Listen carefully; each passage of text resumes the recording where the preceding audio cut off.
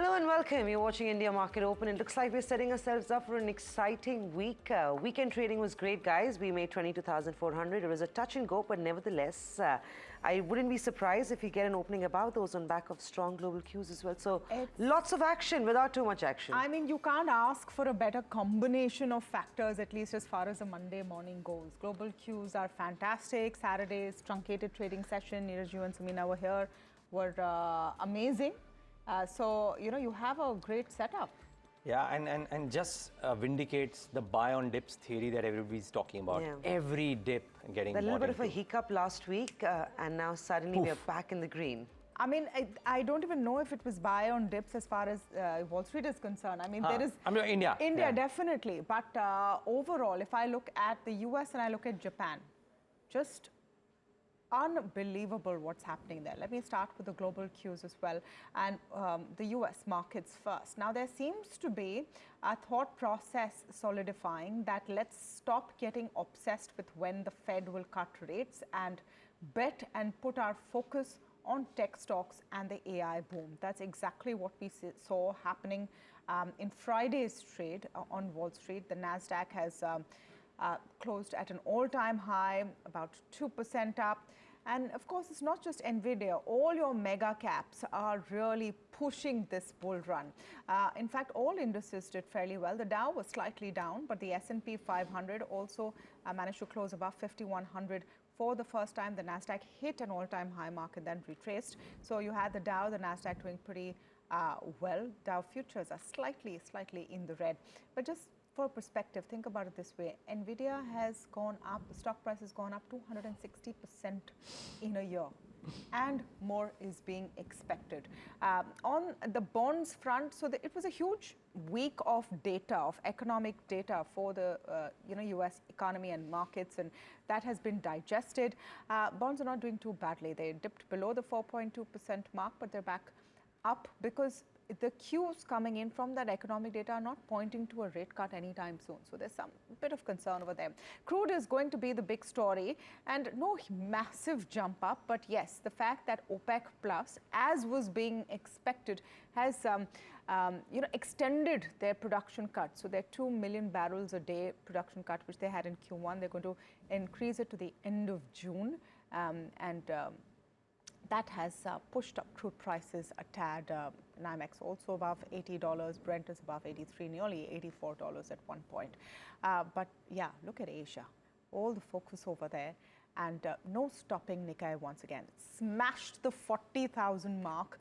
Easy breezy. Last I checked, all of Asia was up in the green, at least the major indices. We can pull that up and look at what's happening again. So, okay, Hang Seng and Shanghai have seen a bit of a dip, but Nikkei definitely looking positive.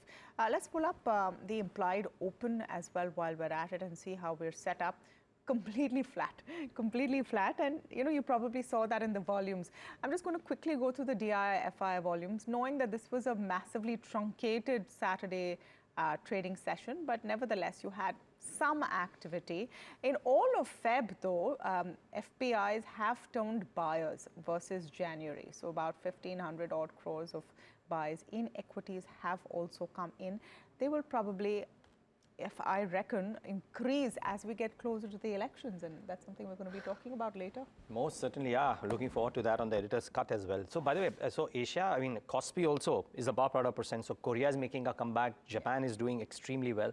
So that whole market is doing great. And just I'm leaving aside what happened on Saturday, to be honest, but just look at what happened on Friday and the kind of candles that you saw in Friday's session, and just that. If you were a technical chartist, and I'm not, but if you just map what happened on Friday versus what's happened in the preceding week and the small scares that we had, Friday just took out everything that a bear could have thought was ammo, so to say, and really a resounding victory for the bulls in Friday's session. And that sentiment of dip buying and the follow-on thrust continues. I would reckon that would be the case. And in fact, Sikinaran writes about it. I'll bring it up in a bit. When I look at, or what I look at more closely is what the open interest data is suggesting. And 22,400 now has a very large call open interest. Now, remember what happened in Friday's session, aside of everything else, was that 22,200 and 22,300 those strikes saw a fair degree of short covering as well.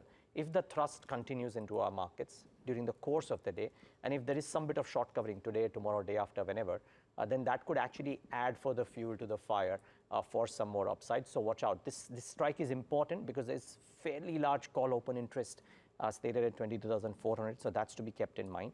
And the other thing, that while we talk about global cues, DXY has just started to weaken a little bit. I was reading a couple of global notes which spoke about the possibilities of this further happening. And if indeed the dollar index weakens further, and if indeed rupee strengthens, maybe there's a further thrust to the index as well. And based on all of this and the last week trading patterns, you can't take your eyes off three things. Metals, strong move the whole of last week. And at some point of time on Editor's Cut this week, viewers, we will try and talk about metals. So metals and real estate, based on the trading patterns of the last week, arguably are the strongest sectors to watch out for. But before we talk anything else, just thought, a bit of a shameless plug here, but frankly, what Dr. C.K. Narayan writes on NDTVProfit.com every weekend is worth reading. I'm taking a small cue from his note over this weekend because it is pertinent. He mentions that the thrust to all-time highs has a high probability of a continuation ahead. The small caveat is for the time cycle on Monday to be crossed. So let's assume Monday goes across unhindered, in which case CK says that the supportive evidences by way of momentum and sentiment favored sectors should enable us to hit new highs at 23,200. This is talking about the current cycle, not the year. So watch out. There is some bit of momentum, and that momentum may well continue, guys. The bulls, I can easily tell you, you can tell me, we can tell everybody, the bulls aren't complaining. Yeah. Well, they aren't complaining for sure, and the NSE seems to be adding more and more of those bulls. In fact, just quickly highlight data for you. Unique registered investors on the NSE has now surpassed the 9 crore mark, with the latest 1 crore additions taking place in just 5 months. And this is the latest data that we have in. The investor base has more than jumped threefold in the last 5 years, facilitated by rapid growth in digitization. So participation is only moving up, and that's very obvious from the SIP numbers that we see coming into the markets month on month. We're crossing the 9 crore mark on the NSE. So it's bulls in full-fledged at this time for Indian markets. Lots of stocks that we'll be tracking. There'll be some that have reacted already in terms of trade on Saturday, but I wouldn't put it past counters like an Aurobindo to see a further reaction this morning as well. But let's take you through the stocks that came out on the weekend that we are tracking this morning. MOIL, it's been a fantastic February for MOIL. They've achieved their best ever monthly sales, coming in at 1.51 lakh ton of manganese ore, which is the highest ever. It's high by 15% year on year. The stock was up 2.7% on Saturday, but remember, volumes were light, so you could see a follow-on reaction into today's trade as well. Production was up 38%. Coming in at 15.84 lakh crores in up to Feb 24. So this one will be an interesting one, a reaction more than likely on the counter in early hours of trade. Info Edge, a little bit of back and forth on Info Edge. Fortunately for them, they reacted to the bad news from Friday on Saturday itself. They will be reacting positively to some good news this morning. Just to take you through what happened over the last few days, Google had delisted 5 of Info Edge's apps, the flagship Naukri app, Naukri Recruiter, Naukri Gulf, 99 Acres, and Shiksha. This morning, we believe Naukri Job Seeker, Naukri Gulf Job Search, and 99 Acres have been reinstated on Google Play. Management has indicated that they're working closely with Google to reinstate Naukri Recruiter and Shiksha as well. Markets will be pleased. Investors will give this news a thumbs up. The counter will see a positive up move in trade this morning. Well, real estate is also buzzing. Godrej Properties kickstarts its township development of 62 acres land parcel in North Bangalore. Remember, this is not their home market, so it's interesting to see how the expansion is underway geographically for counters like Godrej Properties. And this is a big one. We believe the township project is estimated to have a booking value of about 5,000 odd crores, and they will be launching the first phase of development in FY25, which means, of course, after the next quarter. But a big announcement, sentimentally a huge positive. So those are the 3 on my radar this morning, and I'm also quickly going to mention Aurobindo Pharma. This one's important because they've got approval for a drug that's come through, and this one will see a reaction in trade. Aurobindo was up 5% on Saturday, again on light volumes, but Finglo mid capsules are indicated to treat patients with relapsing forms of multiple sclerosis. The addressable market size of this, and that's why you will see a good reaction on the counter this morning, is $447 million for the first 12 months ending Jan 2024. The stock's up about 130%. It's up 30% itself in the past 1 month, and hence this one also becomes important, guys.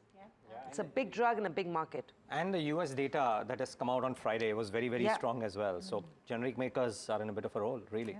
So pharma is in focus. I just wanted to add to the Info Edge stock and the bigger story there that Samina was talking about. Yes, relief for Info Edge, but not for all Indian apps.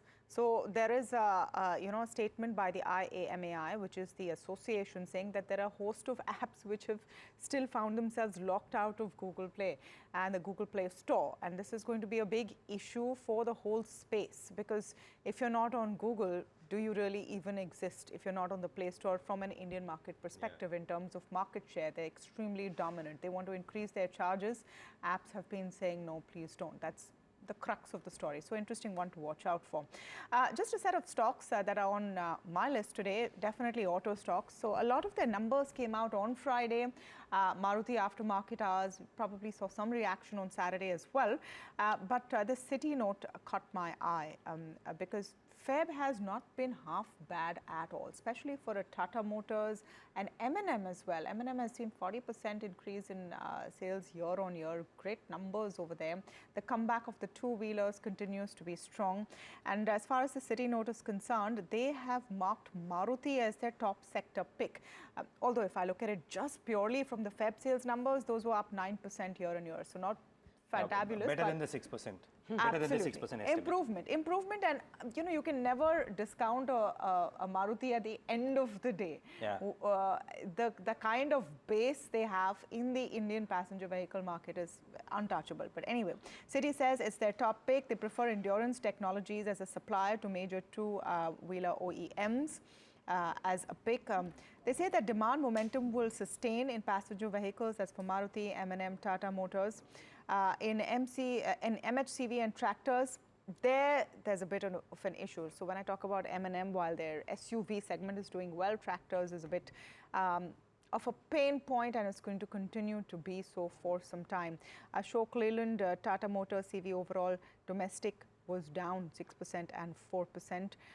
Escorts and M&M tractors will see the agri-stress. So the agri-stress story overall will continue, but TVS, Bajaj Auto, all of them had pretty decent numbers. So the auto was space also up quite sharply in the month of Feb. So 20% gain on Hero MotoCorp could be something you want to track as well. May not see follow-up buying, but who's to tell with this market sentiment? No, I find the auto numbers very interesting overall because it's also reflecting what's happening in the economy, and we've all been going on and on about the GDP data, fantastic top-line numbers. Remember, your agri sector has actually done relatively poorly, so that pain point continues. The question is whether services and manufacturing can really make up. So that's the auto story. NTPC is the other one. So the news per se is that 17,200 crore rupee investment has been approved for the Singrauli thermal project. But today is also going to be important because there is an event where Prime Minister Modi is going to sort of kick off projects of NTPC worth about 30,000 crore rupees. Now, this is a theme that you need to look out for. In the run-up to the elections, the focus on big infra projects, on energy, on the power sector. And in that space, SJVN is definitely a very interesting play. They've had a host of tie-ups in the last couple of months with different governments, including Jammu and Kashmir, etc. So now they have gotten the nod for a 200 megawatt solar park project in Gujarat. This is with the Gujarat Urja Vikas Nigam. So that's the local body. It's worth about 1,100 crore rupees. So SJVN, generally, I just want to pull up the one-year chart as well, has just been a very interesting play. The question is, in terms of valuations, how much more it has to give. Yeah, last 12 months is 272%. So not shabby at all. SJVN, an interesting one as well. But a lot more on your list. Yeah, so apparently just a word, I think Sajid, our colleague, has just mentioned that Maruti is putting out a warning that passenger vehicle inventory has risen to 30 days now. It's difficult to push dispatches until retail sales pick up. So the month of March could be interesting. It's the year end. Typically, we see some of these retail sales pick up as well. So watch out for that one. But set of stocks on my radar. The Adani Group stocks firmly out there. The group has started the sale of the first dollar bond since the Hindenburg episode. I believe Adani Green is at the mix of this all, but watch out for the sentiment on the group stocks if indeed this becomes successful. So certainly a set of stocks to watch out for in the session today. Keep a keen eye out for Adani Enterprises and Adani Green in particular, but I dare say some of the others too. Standard disclosure, of course, the Adani Group owns NDTV and you're watching NDTV Profit. So that's the first thing. Watch out for the Adani Group stocks. Watch out for Signature Global. We were talking about Godrej Properties and a large one, that profit sharing agreement that Godrej Properties had. Signature Global is the other one. That's a large one for Signature Global because they've recorded 3,600 crores worth of sales for a premium housing residential project in Gurugram. Now, it's got oversubscribed. The EOI got oversubscribed about 5.4 times. So this is interesting. I would reckon that this could move the needle a little bit for Signature Global. So watch out for this one as well, in addition to Godrej Properties and Brigade as the 2 or 3 stocks in the real estate space. Maybe that's why also real estate could be in focus today. Watch out for this one. Watch out for Indus Towers. Now, this has had a really good run in the last few weeks. The last 2 weeks, arguably from the telecom pack, you have to argue that Indus Towers has been the best performer. Now, the news, look at that, a 1 month 22% returns. Now, Citi says that their bull case argument for Indus Towers is actually a target of 380 to 400 bucks. They are saying that the short-term risk reward remains favorable for the stock. The base case of 320, which Citi has in its official note, does not assume a successful Vodafone fundraise. They say that if Vodafone is able to successfully complete the fundraise, and if they repay Indus Towers fully, then the target multiple would be 7.5 to 8 times, which means the target price moves to 380 to 400. Watch out for Indus Towers too.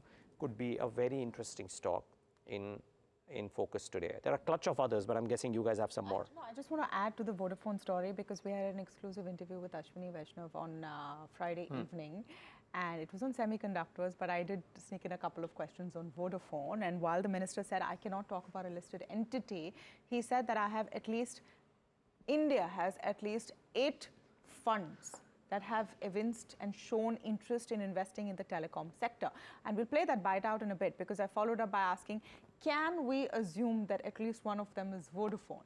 And he can't say it, but all he said is that we will do whatever it takes to encourage investment in the sector. So he didn't say no, nothing's coming into Vodafone. He said that there are 8 funds out there, which is why one can understand the enthusiasm and the bet that something is going to change there even as the fundraise carries on. Yeah, but even though that's not reflected in the stock activity, Yeah, so it maybe may this help actually Indus. could be oh yes, it could help Indus. But yeah, he didn't say no, and I think that's what's most important. 2 more stocks worth a mention. APJ Hotels. It's a new listing. It listed at a massive premium, remember, a couple of weeks ago. It was also up 8% recently on a couple of big funds buying into this one. The reason this one is being brought up this morning is they're going to be reporting their earnings. It's the first time that after listing, they are going to be reporting earnings. So it'll be interesting to see how they do and what the markets makes of it. Along with that, talking about recent listings, you've got stabilizers producer Platinum Industries and electric vehicle charging solutions provider Exicom Telesystems that will be listing on the exchanges tomorrow. Both of them are trading at a massive premium and are very well subscribed. So watch out for these 2 listings in tomorrow's trade. You also have about 7 IPOs that will be opening for subscription starting today. We'll of course talk about that through the day, but I think that's pretty much what I have on the radar this morning. Just 2 quick stocks. Gujarat Ambuja Exports has commissioned 120 TPD liquid glucose facility, so that could be interesting, viewers. So keep an eye out for that. And a small stock that I don't know anything. I virtually don't know anything about Virtuoso Electronics. I don't know if either of you do. But the reason why it caught my attention is because of an exchange notification that they have said they're going to do an investor meet with SBI Mutual Fund and ICICI Pru.